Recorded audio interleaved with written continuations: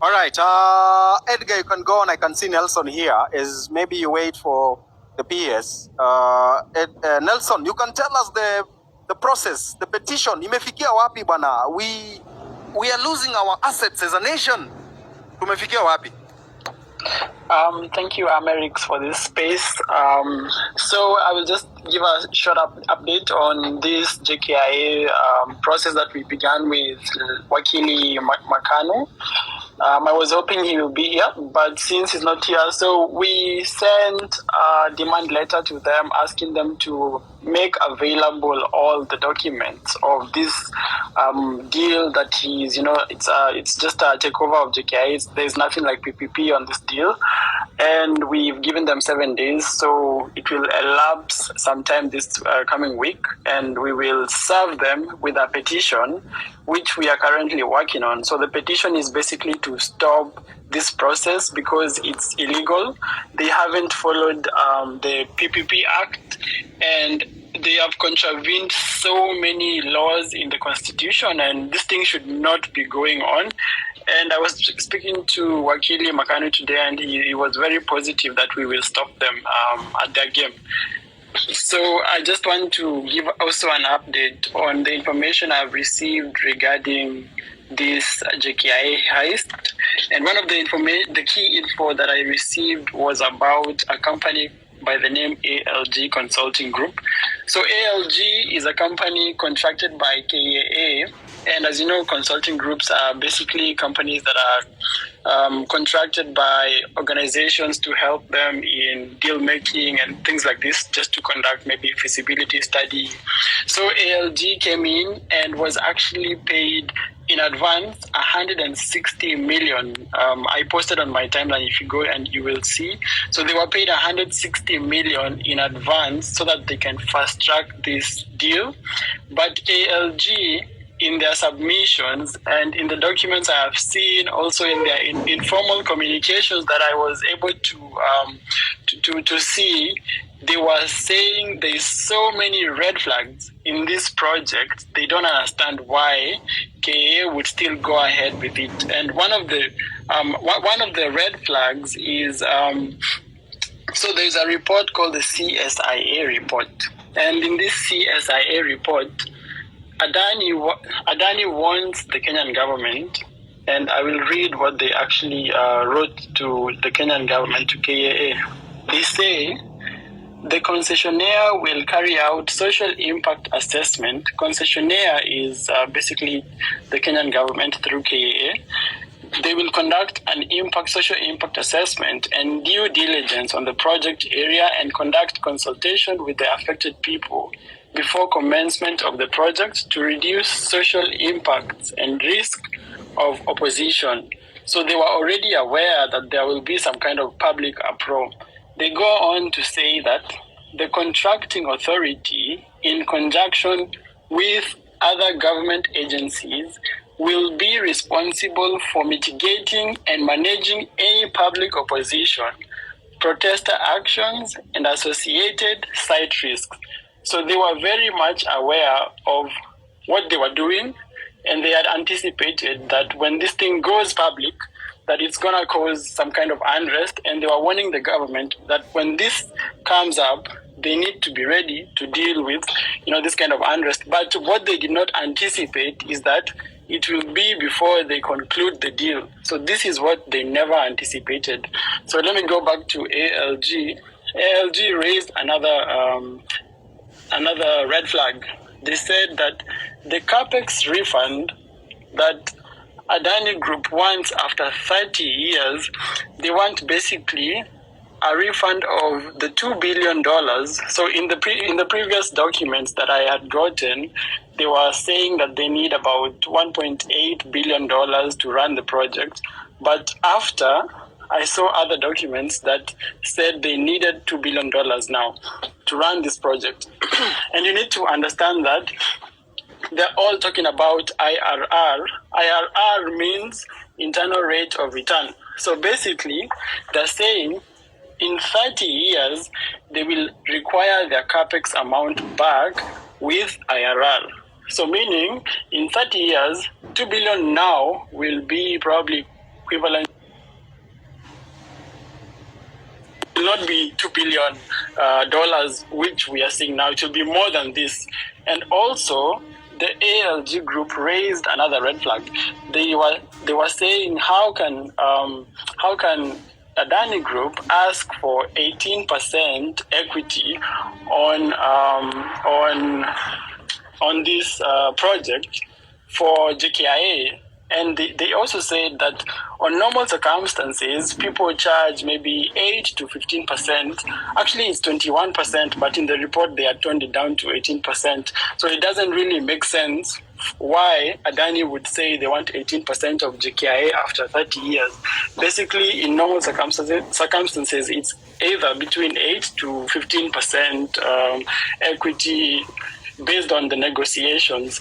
And the last thing I want to say is that in the ALG final report, the feasibility report, they raised a major issue on the procurement process. Thanks, Edgar. So I was saying that ALG Consulting, it's a consulting firm from Spain. It's a Spanish consulting firm that was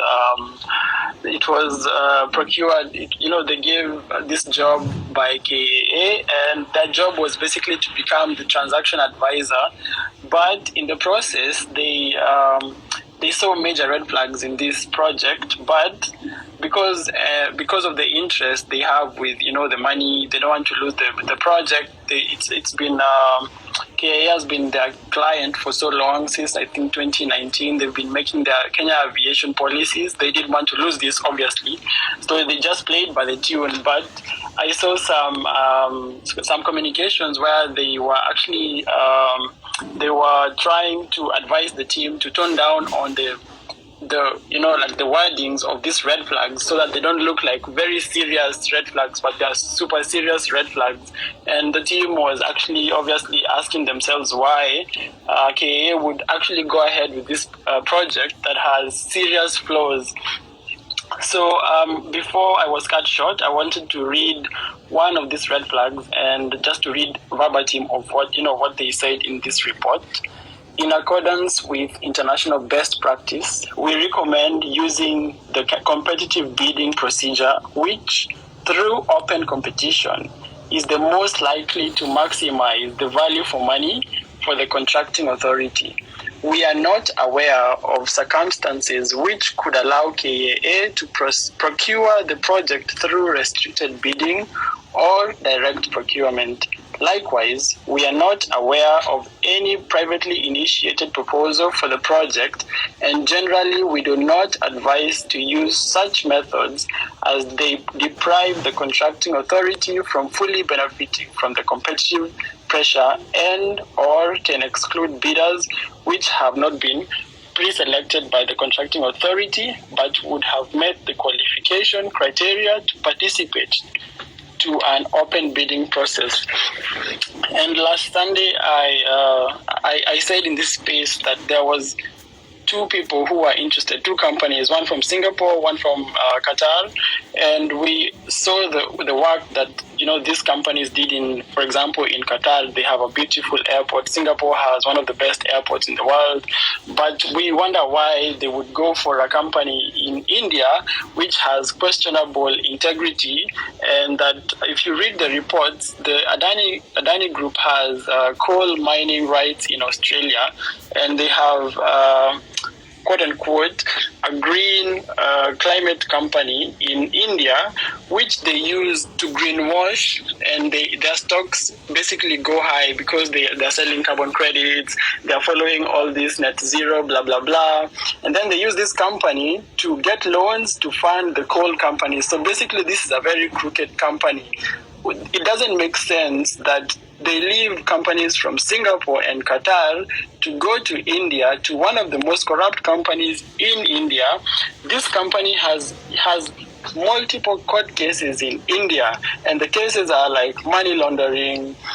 If you remember, maybe most of you do not know, but the Goldenberg saga, the scandal, the way it was executed was they would forge import-export gold gold certificates, and then they would go to the Ministry of Mining and they would get 30% of the value of these import-export certificates. That's how they stole, I don't know, $1 billion from Kenya. It's the same thing Adani is being accused of in India. So basically, this company is like, you can imagine Goldenberg. Now imagine Adani is doing something like Goldenberg in India and they're being charged in court. The only reason why they're not being jailed or what is because the owner of Adani is best friends with the PM, Narendra Modi. This is the only reason why this case is, they're there. India, by the way, is exactly like Kenya, corrupt officials, corrupt government officials, the judiciary system is corrupt, all these things, and this is how Adani is able to thrive. Now you can imagine Adani with all these crooked ways, they're coming to Kenya. So basically, they're using Jkia just as wanaingiza tu kichwa. And then what next? They will take over our transport system. They will take over our energy sector. They've already done some deals with the CS Churchill, and now they want to do it with KAA. They will probably do it with our Mombasa port because they did it in Tanzania, the port of Dar es Salaam. They have a 30-year concession. So this is why we need to occupy Jkia as a matter of urgency. It's not a joke. It's something so serious. We need to take it, the way we took finance bill so seriously. This is it. We need to take it as serious as the finance bill. Nothing less, because they are coming to devour our entire country. They're going to just sleep slowly, and you will hear, Adani is building railway, I don't know where, Adani is building this road. And mind you, they are in, $50 billion debt. They don't have the money to fund this project. I forgot to mention that 53% of this project will be funded by the taxpayer. So why is this a PPP project? And 14% will be funded by investors, then the rest will be funded by a loan. They're asking KAA to transfer this property where the airport is, the title deed, to Adani. So basically, Adani will own the airport with a title deed for 30 years. And the reason is they want to use the title deed to take loans for this project. So this is something that we can do. Why are they being given this project? Then we can take a loan with our own title deed. So it doesn't make sense, this project at all. It's just a way of some officials in government to steal money and to secure their future and their children's future forever. And we need to say no to this. Thank you, Amerix. All right. Thank you very much, Nelson. Nelson has been instrumental in pushing for us to get back for us to understand the secret dealings that are going on between Adani and the government and those shadowy figures